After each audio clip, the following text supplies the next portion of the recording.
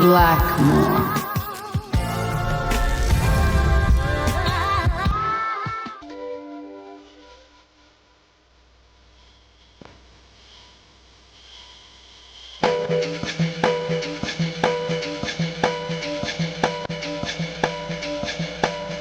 So, y'all, we are back once again, revisiting Capoeira. And like I mentioned earlier, we're going to be going over the many other characters that I may have missed or so, or things that I wanted to add in on top of that, because I'll be doing that for many other fighting style variants that I have covered onto the channel. If you would like to see more of that, please let me know in the comments below. But this one is going to be a pretty fascinating one to me, because some of the characters in this one that even I did not even realize had capoeira, or even like think about for years. But I hope you enjoyed what I have in store for you all, because the beautiful art itself of capoeira is just so amazing to me. Just kick back, relax, and enjoy today's episode, folks, because you're in for a treat.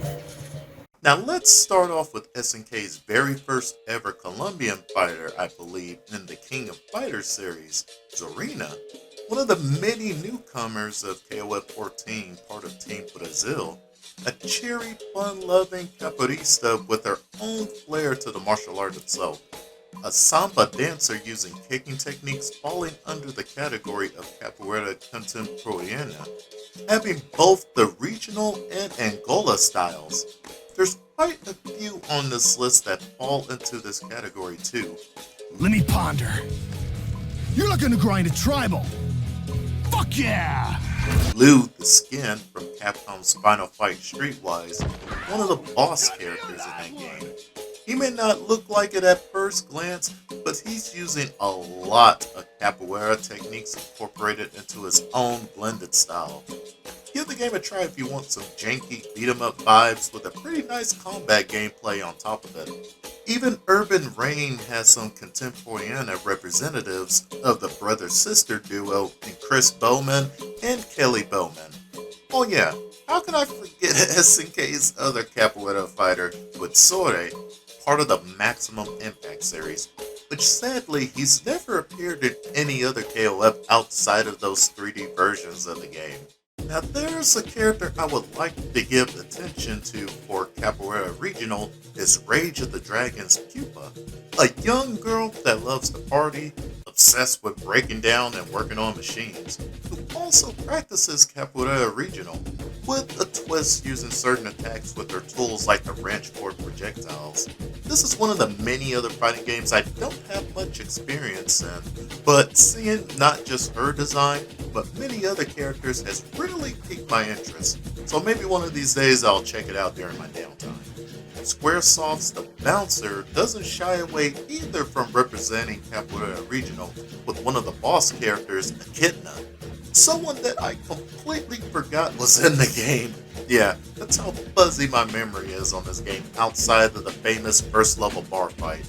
I've briefly spoken about Beatdown Fist of Vengeance, but Lola is another perfect example of capoeira representation. A war child from South America using her guerrilla warfare tactics as a hit woman in the game, in which Capcom did a wonderful job capturing her capoeira for a 3D beat-em-up game. Makes me curious if there is any info out there for the motion capture department of the many characters that you do play in this game. But who knows, maybe I'll find that out pretty soon. Last but not least, Fatal Fury's Richard Meyer's student Bob Wilson is another great addition to the Capoeira family of fighting game characters, especially his beautiful animations in the Real Bout edition of the game. Honorable mention goes to the interesting fighting game out there, Capoeira Fighters 3. Give it a download and check it out whenever you get a chance to. So, what do you guys think? Isn't it just fascinating of just how much like the doors open as soon as Eddie Gordo stepped onto the scene, and alongside that of just so many plethora of capoeira fighters that we do have out there, and even just inspired capoeira fighters too, especially when you have like so many characters like using either breakdancing and stuff like that on top of it while using techniques of capoeira in there. But I do have to digress in there because many people get that so mixed up between the two, even though they can be visually similar, but their philosophy and how the way they go about things is like drastically different. And you've already know the history that I've spoken to you with how the way capoeira came up itself and being a martial art on top of that, while breakdancing is more of an art form expressing oneself and also originating coming from the Bronx back in the day.